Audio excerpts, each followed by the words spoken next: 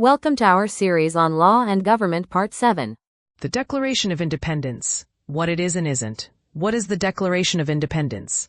The Declaration of Independence is America's founding document, adopted on July 4, 1776.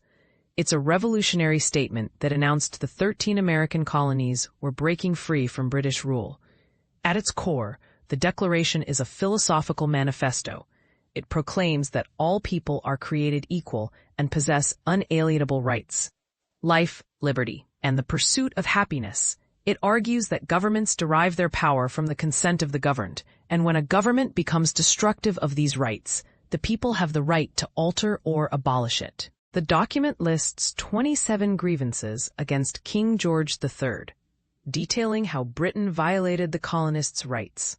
It's essentially a legal and moral justification for revolution, a formal explanation to the world of why independence was necessary.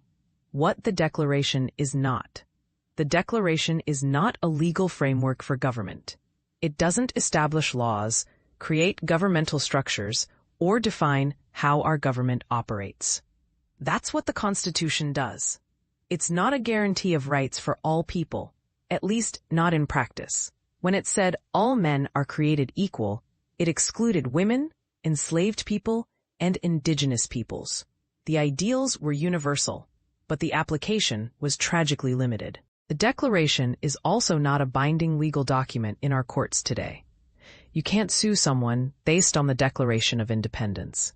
It's a statement of principles, not enforceable law. How it affects us today.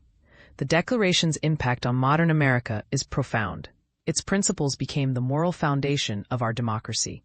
Every major civil rights movement, abolition, women's suffrage, civil rights, LGBTQ rights, has invoked the Declaration's promise of equality. The phrase, all men are created equal, has been a rallying cry for justice. Martin Luther King Jr. referenced it in his I Have a Dream speech. Suffragettes used it to demand voting rights. It's the standard against which we measure our progress. The Declaration established the revolutionary idea that government legitimacy comes from the people, not from divine right or hereditary power. This concept of popular sovereignty shapes our elections, our protests, and our understanding of citizenship.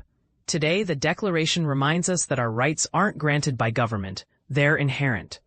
It tells us that when institutions fail to protect our rights, we have not just the ability, but the responsibility to demand change. The Declaration of Independence isn't just a historical artifact. It's a living challenge, a promise we're still working to fulfill.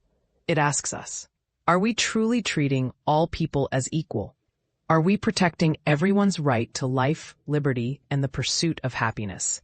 That's the power of the Declaration. It gave us ideals worth fighting for, and it continues to inspire us to build a more perfect union.